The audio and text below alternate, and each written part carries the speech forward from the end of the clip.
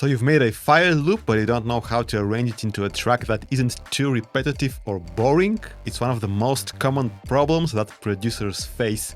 And in this video, I'm sharing a couple of tips on how to overcome this without creating a B section. So we're going to be working with just one single loop and spreading it throughout the arrangement. But before we start, let me just quickly plug the Discord server that I've just created. You can join from the link in the description box of the video. We're just getting started there, but my intention is to create a place where producers can help each other, share samples, ideas, and just hang out and have fun. You can ask questions, I'll do my best to answer them, submit your music for feedback, and all that good stuff, so I hope to see you there. Okay, so let's get right into it. Okay, so here is the chord loop that I started with, and let me break it down really quickly.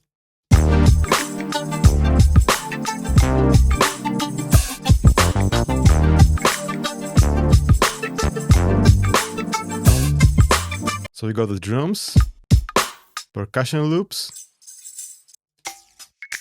and so it's kind of important to have a nice chord progression that can loop over and over and sustain the whole track.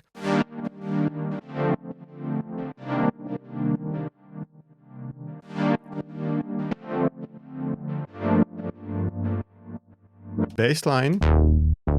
And a arpeggiated rhythmic thing that adds a bit of a nice background groove to the whole thing.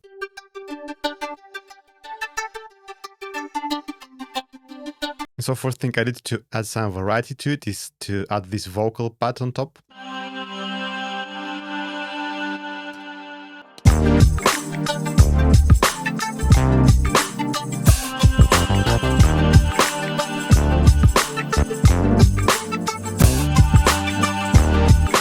So time to add a focal point. So at bar 13, I'm adding a 8-bar lead melody.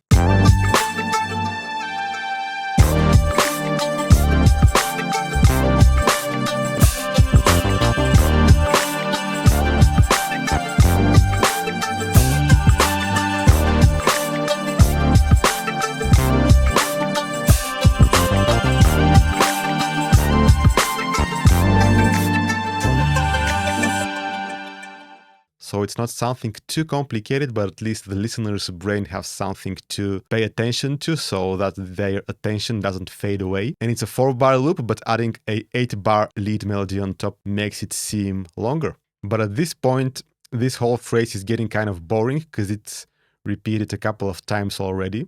And so we are in for the big change here at bar 21. And so in some other videos, I've shown you how to create B sections. In this case, we don't have a B section. We're using the same theme throughout this track. So the key thing to add some variety is to introduce a lot of change here at bar 21. First thing I'm doing is I'm muting the chord progression, and I'm playing the same chord progression with a Rhodes piano.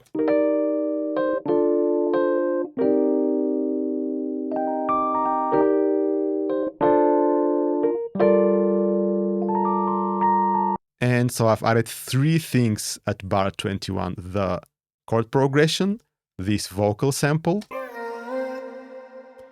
and a bell with the Korg Triton plugin.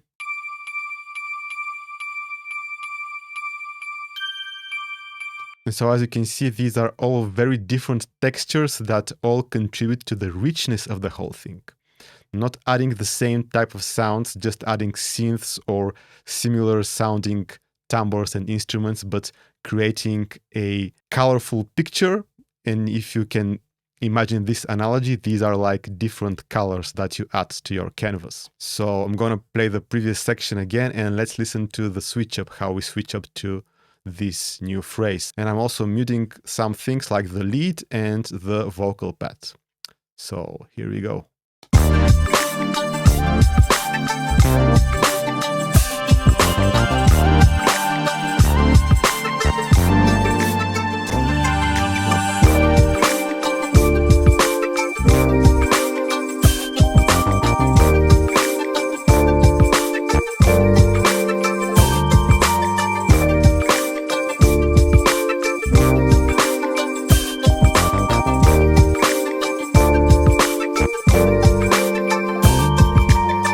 it tricks the listener into thinking there is a different section of the song starting, while it's pretty much the exact same thing, just with different instruments and a bit of different samples sprinkled on top. But it sounds kind of fresh. And to finish off the arrangement, you need to pay attention to which sounds are getting tiring and boring and just remove them from the arrangement. At this point, I muted this sound.